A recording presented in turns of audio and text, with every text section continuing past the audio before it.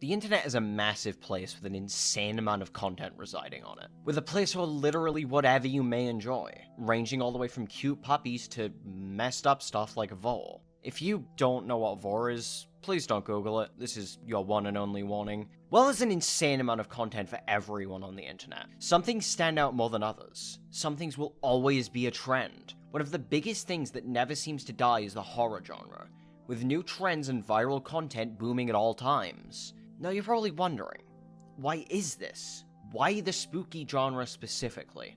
With so many different avenues of content, why is creepy and disturbing content always rising to virality? Well, I'm here to look through some of these trends and attempt to answer the question of, why the fuck is horror so stupidly popular on the internet?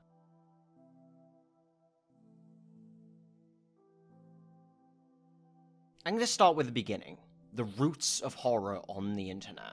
Creepypasta, Jeff the Killer, Slenderman, Eyeless Jack. If you've been around on the internet for a long while, you most likely recognized at least one of these names. They're names of some of the oldest creepypasta ever written. Creepypasta is the root of horror on the internet. It started many trends, like people talking about fictional creatures being real, people saying that Jeff the Killer was an actual person, and all sorts of other wacky claims. Creepypasta.com, the place where most of the original creepypasta were posted, was created all the way back in the ancient time of 2008, when even Trollface was still new. Well, Creepypasta.com was the hub for most creepypasta of that age.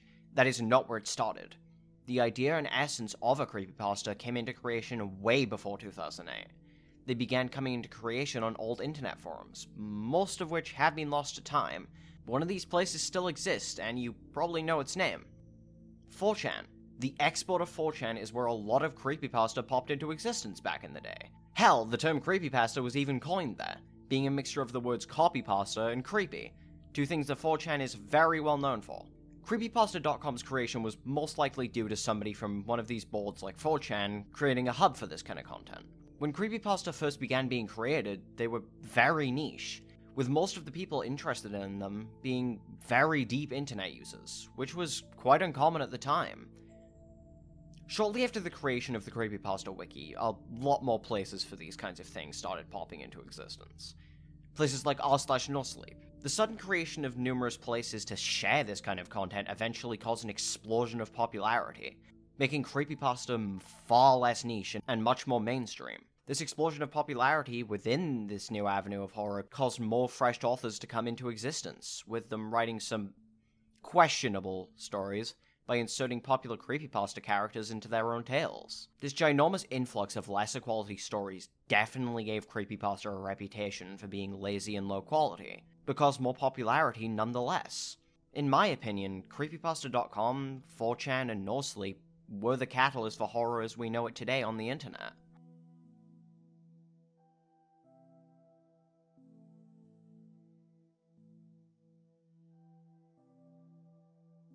At this point, creepypasta has been firmly implanted into internet culture, with creepypasta.com and r/nosleep having more and more traffic by the day.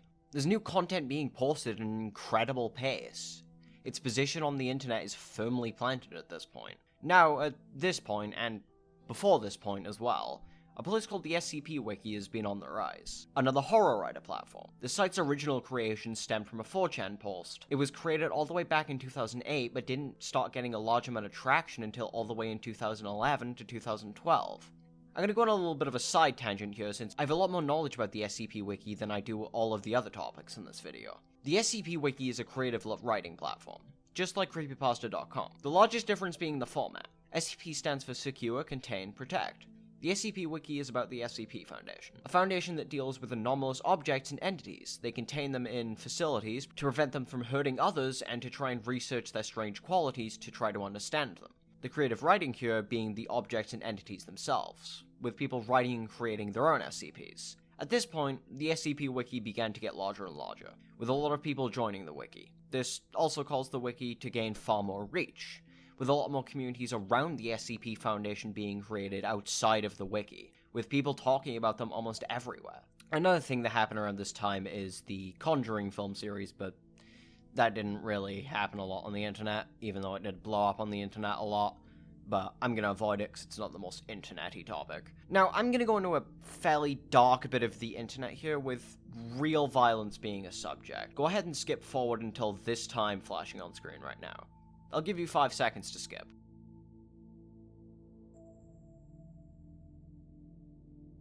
Still here? Well, here we go. In 2014, while still in the height of the popularity of Slenderman, a few teenage girls got a little too obsessed with him. On May 31st, 2014, in Waukesha, Wisconsin, two 12-year-old girls by the name of Anissa Wire and Morgan Geyser stabbed their friend Peyton Lautner 19 times. Their motive? Slenderman. The stories on the internet and people trying to make others believe that Slenderman was a real entity got to them. They believed that if they wanted to be proxies or friends of Slenderman, they would have to give him a sacrifice. The victim, Peyton Lautner, somehow survived her injuries. She was stabbed 19 times all over her body, and then managed to walk several hundred meters before laying down. And, side tangent here, but can we just give props to this girl for her pure willpower? She survived all of those wounds and then managed to walk a good way before laying down. What an absolute champion. And just to clarify, she is still alive today. She was luckily found by a cyclist and rushed to the hospital. The creator of Slenderman later came out to hate on the girl's actions and wished the victim the best in her recovery. There's a link to a full news story in the description. I recommend watching it for the full story. I want to give you all the opportunities I can to see the full story because I don't mean any disrespect to anybody involved. Okay, depressing part of the video over. On a brighter note, another trend arose around this time. This trend was the catalyst for the almost monthly horror trends as we know them today. This trend being the Charlie Charlie Challenge, which began ramping up in popularity in mid-2015, and didn't completely die out until mid-2016. The trend was a game where you'd place one pencil or pen on top of the other, like this, it's on screen, and then ask yes or no questions. Supposedly a ghost would answer your questions by moving the top pencil to either yes or no, depending on their answer to your yes or no question. Spoiler alert, it was total bullshit. Little side thing here, because I completely forgot to write a script for this part of the video, and I don't want to go back and implant anything in my script, because it's going to ruin the flow of the video, so I just want to throw this in here really quick. The reason for me putting in the little thing about the Slenderman stabbing, I just put that in there to show that things like horror and things on the internet do have an effect on teenagers and children, and I just wanted to show that things like this do have an effect on people of younger ages, and content warnings do make a lot of sense. It's also a very profound moment in the history of what Slenderman is, and something I want to clarify is that the creator of Slenderman, I can't remember his name, but the original writer of Slenderman, came out and spoke against what they were saying of Slenderman being real, etc., and came out to support the victim of the stabbing, and just wanted to give props to the creator of Slenderman, which I'm fairly certain went silent on the internet for a while, but came back purely just to give a little word about it, and yeah, I just wanted to give a little more tidbit into the history of Slenderman. Alright, little side tangent over.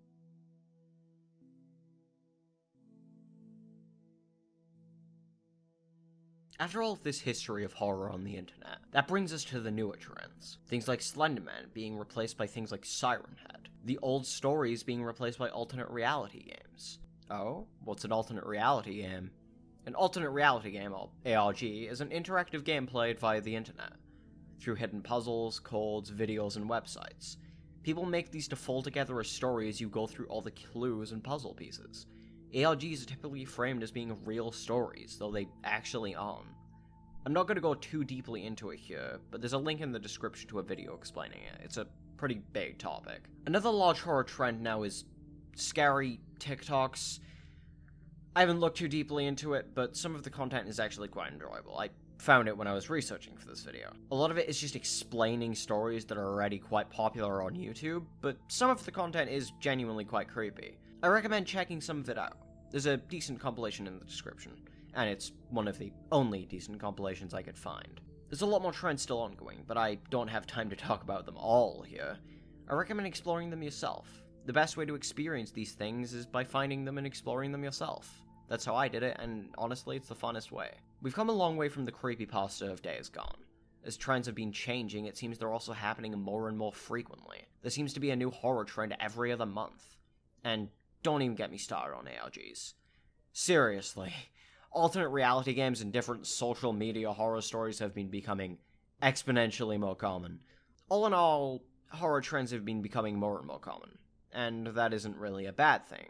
I'm a massive horror fan. I have interest in all things horror, ranging from SCP to ARGs. I love all of it. I recommend you take your own dive into a YouTube rabbit hole. A good place to start would be on the channel Scare Theater. I'm gonna slap a few channels on the screen right here, and I recommend you check them out.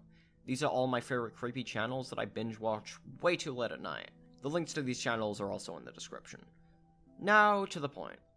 Why exactly do horror trends keep popping up? Creepypasta still has a massive following, as does the SCP Wiki and numerous others. Scary and unnerving things never seem to end, so the question is, why? Well, for me, I've been interested in the entire horror genre from even when I was a little kid, and I recall that being started because of the pure morbid curiosity of horror movies. As humans, we innately had curiosity about things that may harm us, because knowing a lot about the things that have the capacity to harm you makes it easier for you to survive longer as a human being. When we were still Ooga Booga people, we had to know about all of the dangers around us, which comes out as our morbid curiosity for things that make us uncomfortable. Of course, that isn't just my theory, it's the theory of numerous others too. Seriously, look it up, there's a lot of genuine theories about this. So, in simple terms, we're monkeys. Therefore, we keep going back to scary shit. Thank you for watching. Like the video if you enjoyed it, dislike if you didn't, and remember that the big red button appeases the algorithm. Have a good day.